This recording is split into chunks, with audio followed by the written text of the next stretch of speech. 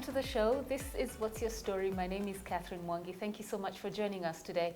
We have an inspiring story to cap us off in this month of April, where we've been featuring captains of industry.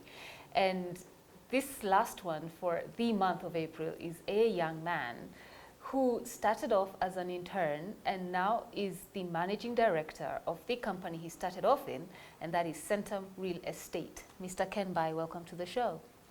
Thank you. It's amazing. I mean, as an intern and now managing director in a span of how many years? 12.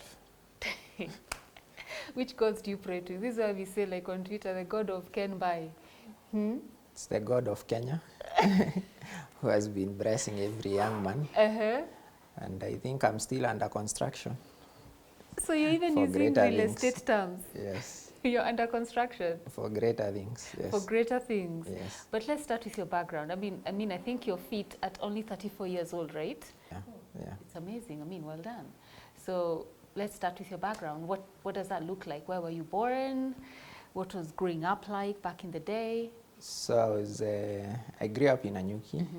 I have one sister, one brother. I'm the firstborn. I went to a boarding school in Timau. During the school holidays, as we should be given assignments by our parents. My parents did the best they could to give me the best education. Yeah. But they also gave me the background to sort of work hard. And we started getting assignments at a young age.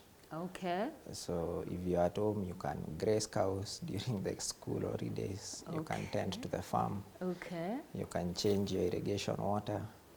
You had something. And you see, if you go to graze cows, the results are immediate. In the evening, either the milk is not enough, or if you look at that cow, the stomach is not as full. So you're able to get results instant. So maybe that gave me a way of getting results. Like if you do something, you must see the result. Yes, you must see the results, yes.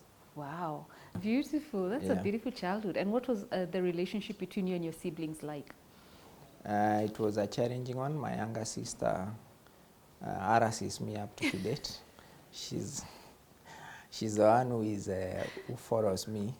She's more of a parent to me than a sister, a baby sister. Than a baby sister. Yeah, but it was an interesting childhood growing up, and I think we were focused on being successful, whatever it took, and we've kept that up to date. Yes. Yeah. Okay. Yeah. So your baby sister harasses you to date. Yes. Yes. I like your honesty. In high school, where did you go?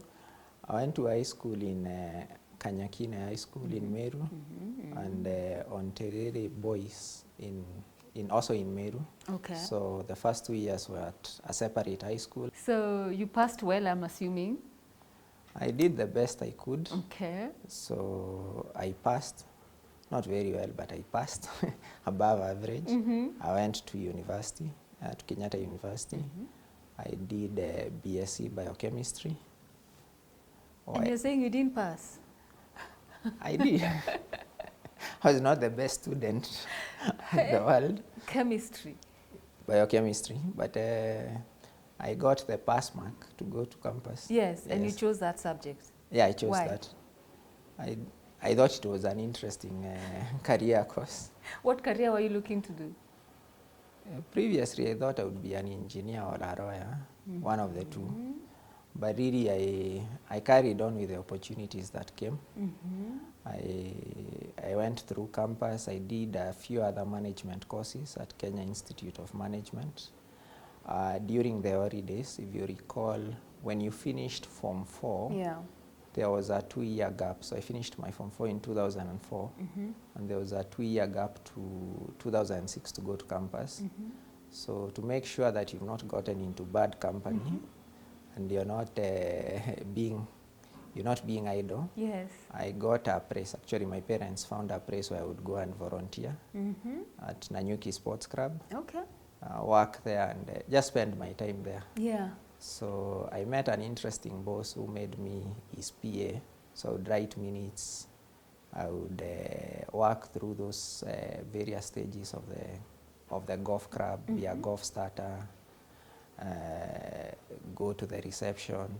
So I started liking business and working at that particular point. I think Patrick Moreo provided very good mentorship to me just before I went to campus. So I was there for a period of 1 year working there, and I think it really helped form who I was. Yeah. And I would see what successful people or what business people are coming to do at the club, play golf, enjoy their time there. So I wanted to be part of it in future. And through campus also. When I was not in campus, they offered me an opportunity to always go back during holidays and work. So when I was not in campus, I would go back to Nanyuki Sports Club and do a bit of work. Wow. In all departments. Yes. And I think that also helped me really mold the sort of future I would get. Yes. Yeah. So being in the midst or surrounded by successful people, had you aspiring for something during that stage in your life? Yes, it gave me some sort of aspiration to have a better quality of life, but also seeing that you then realize for you to get that you have to work twice as hard, and not just working, you have to get the best results of that work, and it has to be dedication day in, day out. Yeah. There So, goes the word results again. Yes, I don't do anything that has no results. I like that. Yeah. I like that. Yeah. So Patrick, you mentioned a Patrick. Yes. And I heard you thank him for just embracing you and just giving you opportunities at this club. Yeah. What are he's still alive? Yeah, he is. Okay. Yes. What are the lessons? What are some of the other lessons that you gleaned from him, or even continue to? Because I'm sure he still has a voice in your life. So Patrick, from the way he was running the club, he drove that business like his personal business. So he had a form of ownership that was unbelievable. He also had a level of honesty that was out of this world. And then he kept saying, invest in yourself, run as much as you can, and through God's blessings, results will follow you. So I think I took that bit of hard work and dedication to your job. Yeah. And being 'Cause very results oriented. Yeah, because this is the sports club job was you work at times during the day on shift, say from 7 a.m. to 3, and then the following day you go from 3 to midnight. So also showing that you can work anytime and deliver. Yes. Yes. Okay. And also the interaction with members there was also good. Yes. Yes. So I know we'll get to that, but do you play golf now? Yes, I play golf now. Yeah. Okay, good. Yes. Okay, because anyway, that was your first exposure to the game. Yes. In that club back then. Yes. So the connection, so from when you're done with campus, so you studied chemistry, wanting to be an engineer.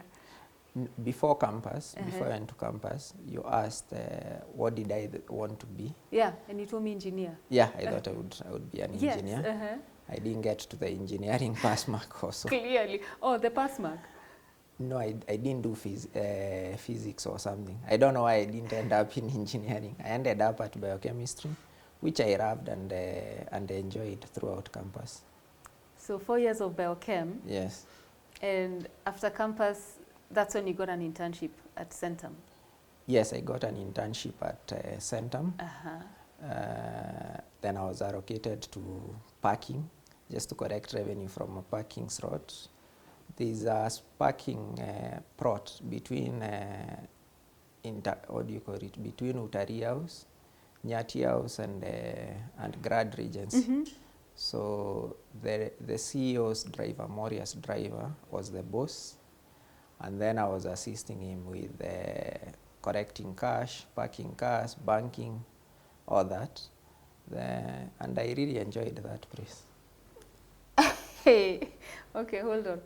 So I'm still in the biochem. You've done how many years in campus? 4? 4. 4. Yes. What made you seek an internship here? Or is it the way you tell many people you're looking for an internship anywhere you can just get? So in our third year, Yeah. we were doing, you're required to do internship. Yes. I ended up doing internship at Hako Industries, Uh-huh.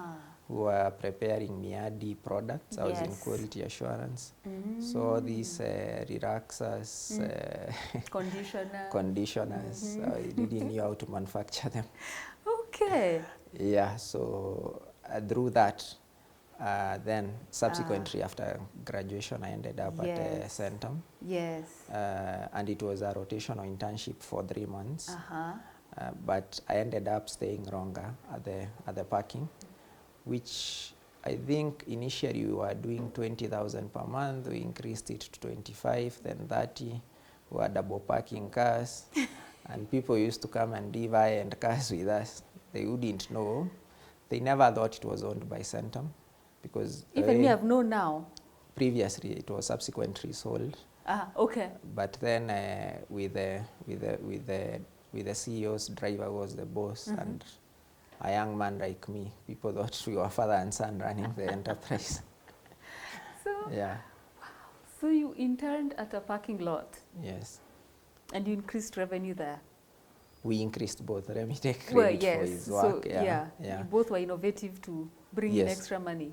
Yes, because people would trust us. And I drove the first Range Rover there, so it was interesting. To the parking? And outside, people would say, okay, I'm late for a meeting, drop me in town, come back. And you do exactly that. Yes. I didn't doubt, I really liked that job. Yeah? Because I think entrepreneurs and businesses are transacted there, and you can see the success. One guy comes, he was parking a demi or a smaller car. He's doing business, subsequently he comes with a bigger car. So you can see a change and growth. Actually, I think people will notice your growth faster than anyone else. Outside of your bankers is where you park. So you said it was a rotational internship. So from there, where were you? I ended up in the office, and I ended up in real estate. So in the real estate team, there were, I think, 3 or 4 members. There was Zakaria Chira, he was the project manager. There was Chris Ochieng, he was heading that real estate business. And there was Kevin Kamemba. So I was given the responsibility of organizing the files, taking minutes in meetings. And for unknown reason, I studied almost everything there. So I became the go-to person. So if Chris wants to reference anything in a meeting, I would then be the person to clarify why is that engineering report from Palmarina or for Two Rivers. I did the filing system on organizing both soft and hard copies of all the project documents. So I knew the business backwards in terms of data. Yes. So Kevin was doing the financials. Anytime he needed any document on research, I'm the go-to person. Same as Zakaria when he wants minutes, all those things. I became the go-to person. So in my subsequent rotation, it was not approved. So I remained there. Because you brought so much value to them. Maybe so they didn't allow you to go to any other department. Yeah, I wish we can interview them. Maybe I simplified their work. Yes. But that helped me. But I also liked that job. It gave me an opportunity to then do research. I was given additional roles of doing research. So I don't think there was a project that was done in 2011 through to 2013 in Nairobi that I didn't go to. Just to give context, when I joined, there was a taxi service. Centum staff would use taxi, the ones who are not driving cannot go. Ordinarily, I think the bill was 10,000 shillings because everyone was driving. So when I started doing that research, and I would go to Thika Road Mall, Garden City, any apartment, One Riverside, any apartment you think of, go there physically, check. In 1 month's time, the bill went to 80,000 shillings. So I was summoned by this finance director, Rispa, to explain why, what have I been doing. And I had all these reports, residential reports around what's happening in the market, the malls under construction, what are they charging, what is the sales like. So anyway, it was approved and I didn't have any... And you're doing this out of your own volition? No one had told you go do it?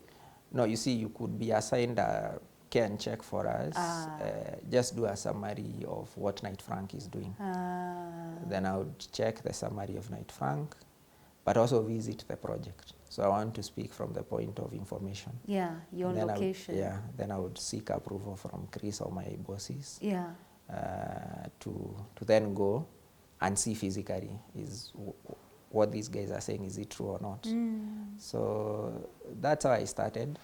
I think I have attention to detail, so I pay a bit of attention to detail. Occasionally when James Moria, who is the CEO, was in meetings, and I would be given the slot to present, now it would take too much time to prepare so that I sound knowledgeable. So that was also another driver, that you don't want to be a stranger who is giving general information that anyone across the road knows. You need to be extra mile. Yeah. Wow. So I would ask anyone joining any workplace.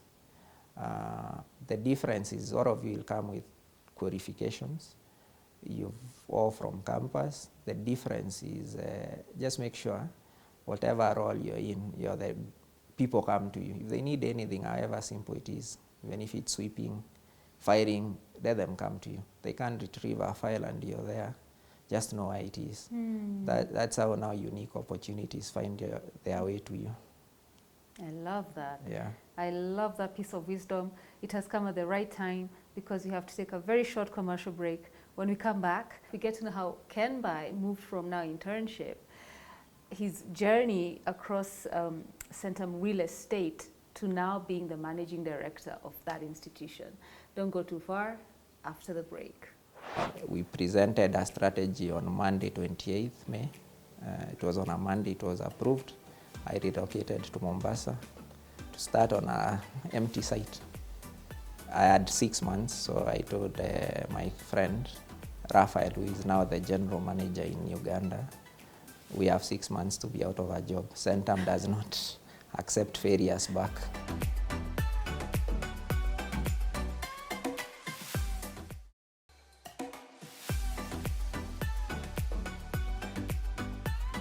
Welcome back. It's What's Your Story? We are here at Centum Real Estate speaking to the newly promoted managing director at only 34. Started as an intern, Mr. Kenbai.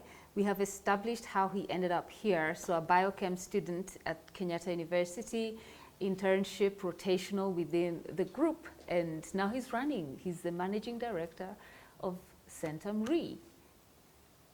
You said before we went to break, you have to be an excellent intern. Whatever opportunity you get, you have to be the go-to person that people come to. Yeah. And you also said, there's a story you gave actually, where you went for a meeting. Were you representing your CEO, or he was there and you needed to over-research so that you appear a certain way? Yes, so when we had routine project meetings, so the engineers would make presentations, the architects would make presentations. They would then ask for what is the market. And now I needed to be the most knowledgeable guy on the market with up-to-date data. So that's how I ended up paying more attention. Yes. And just to inspire people. So the person who found a new job last month, whether it's an intern, whether it's a manager, and myself, are new to the job. So I have to remember, I'm new to this job, I have to put 10 times the effort, just the same as the intern who joined the same day as me. The intern who joined Centum Real Estate last month, for us to demonstrate the same amount of results in 3 months' time. So all of us are new to the job. That's the same philosophy I carry through. Okay, so how did you then move from internship? What other roles were you given within the company?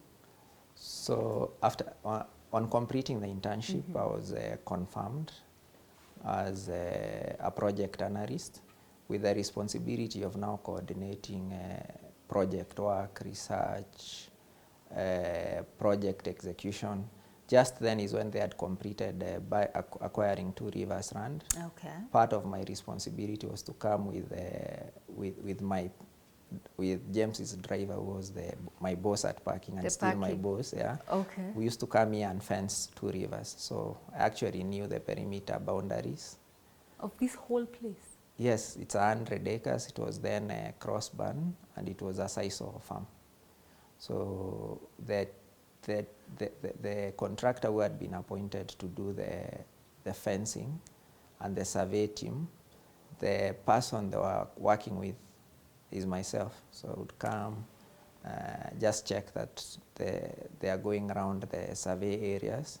So I kept taking additional responsibilities. I became a project manager. Did project management training extensively. The best part about Centum, you'll be trained wherever you want and whatever sort of training you do. I focused on all areas, projects, finance, just anything I could run. So in between, we used to travel to Uganda because we were simultaneously setting up the Uganda project. So I spent more time there setting it up. Increasing the land acquisition from 280 acres to 389 acres, meeting statutory authorities, getting approvals, putting together a business case, and getting the first phase of the project done.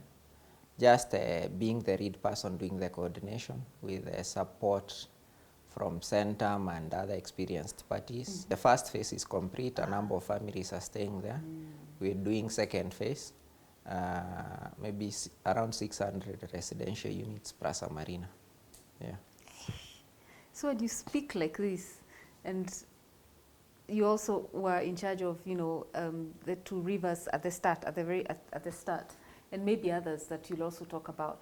Does it sound real to you? No, it's. I think it's normal. So happy for people to be given responsibility. When you're given responsibility, if you are, say, an analyst and you're given responsibility to do a project, you can assume your boss is responsible, but you can take full ownership such that you become the owner. So that is what I would advise. Just take full ownership, right? So that now you speak like it's yours, though there is someone who is in charge. Of course. Yeah, so the lessons you got from Patrick? From Patrick, from James, from the colleagues I worked with, is just take full ownership. Don't sort of say, okay, we've just been placed here like, what can I say, a caretaker or something, just to temporarily hold. My boss is taking the reward. Just take full ownership, you never know. That's amazing. So by the time you're getting to this level as managing director, obviously it didn't come that time. You went through different projects. Yes, they went through different projects, growing from a project manager to a development manager. And then in 2016, when the mall was about to be completed, I think we were given an additional role to head the team that was doing the completion for a period of 1 year. So I took responsibility there. I was then appointed deputy CEO of Athena Properties, which is a subsidiary of Centum and which is today Centum Real Estate. And the other there was my boss. So I would walk this place up and down with my team and contractors to make sure that the project is finished. And it was successfully opened on, I think, Valentine's Day 2017. So there was a bit of hard work there. But back then, in 2015, Vipingo was acquired towards the end of 2015. It was 10,000 acre sisal plantation. So I was just assigned the responsibility of figuring out what we can do with it. So we did market research in Mombasa. The skill set I'd gotten around market research really helped. I went with my colleagues, Raphael, Masrin, to Mombasa to visit every residential project, every hotel, every industry there. And then we realized If you drive between Mtwapa and where the site starts, Kijipwa, there are all very many new industries coming up. So we concluded that people are expanding from Mombasa moving north. If we took we advised if you take the land and anchor it on an industrial park, it might be useful so that these guys, we could see you're buying right off next to the road. You first invest in a very big water tank because water is a problem. You do your infra and then do your factory. You count EPZs. There are quite maybe 30 or 40 industries there. We thought if we did an industrial park with the infrastructure and solve for the water issue, they can come to our development, just using the model of Two Rivers. Yes. These are just vague ideas we put together, then you would bring them back. Then James and board members would polish them to be something. Yes. But that's where we started from. Then we also realized every residential project we went to, the price tag was 20, 25 million, 30. There was high end. And by the way, there was a gap of nothing below 10 million that you would get. So we thought also residential could work. Then we realized from our site when we stayed at Vipingo Ridge, if you forgot a toothbrush, it would be a 4-hour, 5-hour journey to Nyagi. Yeah. Maybe there was a catchment that would have been addressed in form of retail. So we put together that brief. Then a team of professionals was put together. We went to JLL, many research entities to do the research. They came back close to similar findings. We got master planners from here and the US to do the master plan. We put together architects and then prepared a phase 1 of the project. Now I was coordinating that work, and then it got to a point they needed a general manager to be on the ground to do the project. Yeah. A job description was done, it was advertised. Then the group CEO was, I think, in Mombasa for holiday. I spoke to Fred, who is the MD of Centum Capital and who was in charge of the project. Let's go to Mombasa. We meet the boss. I want to take a risk. I want to be assigned to move to that project, stay on the ground, see if I can set it up. If in 6 months I fail, I can come back to Athena. If I succeed, we can proceed with the implementation. So we spoke to James and Fred, and I think they agreed. So that was sometimes in, I think May, 1st of May. We put together a business case. I tried to convince my colleagues to go down there with them. One agreed. We looked for container offices. We procured them. We presented a strategy on Monday, 28th May. It was on a Monday, it was approved. I relocated to Mombasa to start on an empty site. I had 6 months, so I told my friend, Raphael, who is now the general manager in Uganda, we have 6 months to be out of a job. Centum does not accept failures back. So we didn't have a choice. No. Yeah, and luckily, God's blessings, the project worked. Wow. Yeah. I think the same story can be constructed. Maybe everyone can give the same testament of how we set it up. It was just taking a risk. Yeah. And saying, okay, I've done a lot. I think I'm confident enough. Given an opportunity, I can make something out of this. And you did. Luckily. Ken, don't be modest. So first you went to Sumbua your boss while he's on holiday to say, give me this chance and give me 6 months. Yes. So even that boldness. Yes, because we spent enough time there. I could see we would be signing contracts one after the other. I don't know. I just felt there was no way we were going to fail. Yeah. Yeah. So what was that like? Just being there in a different city, well, it's still Kenya, but a different city, this project that you only have 6 months. Why did you give yourself such a short period of time, though? because now this is an investment outfit.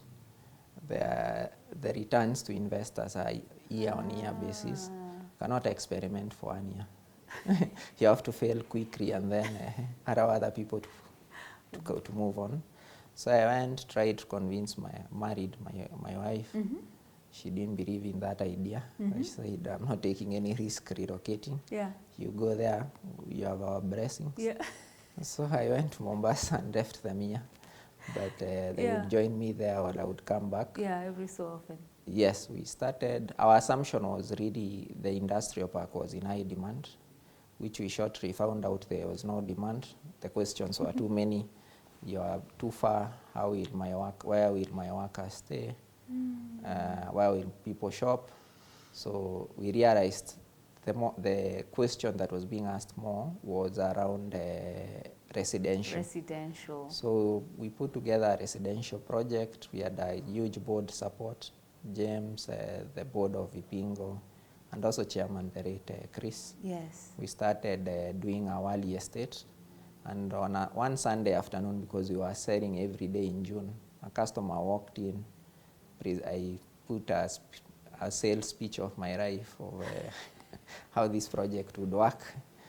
He looked, he wasn't convinced. It was half, so he said, see me on Monday. I think I'll buy unit A6. So I went to see him on Monday. He gave me 2 checks of a deposit. It was the happiest time of our life. And we validated the project that way. Dennis really helped us. We sold, initially we had gone to do 21 units, and we needed to sell 7. So within a short period, we sold 21. We increased the project to 74. You surpassed the target? Yes, I have a hard-working team there. Then we set up, we were to do 33 apartments. So the day we started selling the 33 apartments, we sold them on day 1. We increased to 110. We ended up at 440. When we started, we didn't have a receptionist. It was me and Raphael and Karanja. So we bought, we bought 2 Safaricom and Telcom line, I remember, because we did it with our IT team. 0740 400 215 and 020 4400 215. We didn't have a handset. I told Raphael there's no handset. So I asked our IT manager, Steve, to forward the call. When you call, the first call goes to Raphael. If he doesn't pick, it comes to me. We were everything. Yeah. So what happened after 6 months? No, the success was too great. We now even went back to that discussion. But then while we were doing that, I had applied to join a program at Harvard, a leadership program for 2 years. So I got admitted in July, and we had moved in June. So I flew to Boston to do the program. Midway because of the 6-hour difference, be doing the program during the day, at night coordinating with Raphael and the Vipingo team, and carrying on. So I also did the program simultaneously with the Vipingo for more than a year, flying between here and Boston often. What? Yes. What were you studying there? What was the program? Advanced management leadership program in real estate. Wow. It's called AMDP. And then in that program, I think I was the youngest. Yeah. But also one of the 2 Africans. And this is really a program with extremely successful real estate developers from the world. Globally. Yeah. Some of my classmates had even private jets. So it was inspiring to see what you can do, but also realize what you're doing in Kenya is what everyone else is doing across the world. The difference is the size of the economy. So as our economy grows, we'll be able to expand, and others are the benefit of population and mature economies. But what you're doing in Kenya is what is being done elsewhere. And you can see what, from that program I could see what you can be, and also not think that I've achieved anything. There's nothing. So I'm new in this job. Yes. So I need to grow this business to be the largest homes developer in the region, and also to employ thousands of people, and that will get it to $1 billion, and that will do in 3 years. Your parents must be very proud of you, eh? So the day I got this appointment, my dad passed on, but my mom is there. So she sent me a text, said we'll talk in the evening. So in the evening she calls me, and Dad thought, okay, today let me go out, marry and be with my family. So I went at 6. She called at around 7 and asked, are you at home? Said yes. Said, who gets a new job? A huge responsibility to be home by 7.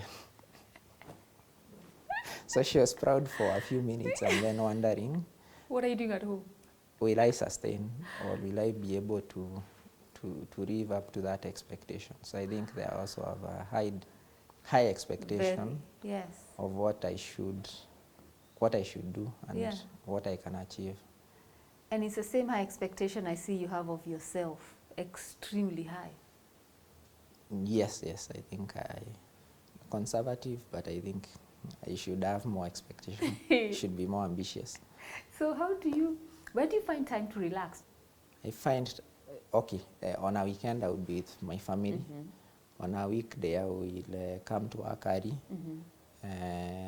leave at 6 or 7, go spend time doing homework, whatever I need to do. My daughter, who doesn't care what I am, I have to crawl, do whatever I need. Yes.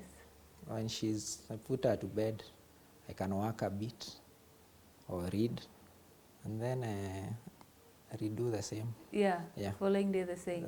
Following day the same. I think, of course, the lessons I've learned and the leadership skills I have, 90% would be attributable to James. But he's able to at least have confidence in young people when you're not the most deserving, nor are you the brightest. You're given an opportunity. If you execute on it, you grow. Could you speak to young people in your age group below who could have given up or even have an opportunity? What I'm finding happening, especially in organizations, is even when someone gets an opportunity as an intern or even just entry-level position, whichever it is, most people are unable to hold jobs for whatever reason. Either what you talked about, like it's not my responsibility, I don't have ownership, that's the boss's work, or just a bad attitude. So there's that, and then there's also the people who lose hope, you know. So it is your time. So this is to the young person like myself, always younger, who has just gotten an opportunity. I think to help you become grounded and set a path of growth, when you get to an organization, maybe you could ask yourself, in 2-3 years' time, where should I be? So that the noise doesn't crowd you. So if I want to be, say, a manager in 3 years' time, then I need to have acquired a specific skill set and delivered tangible results that will get me there.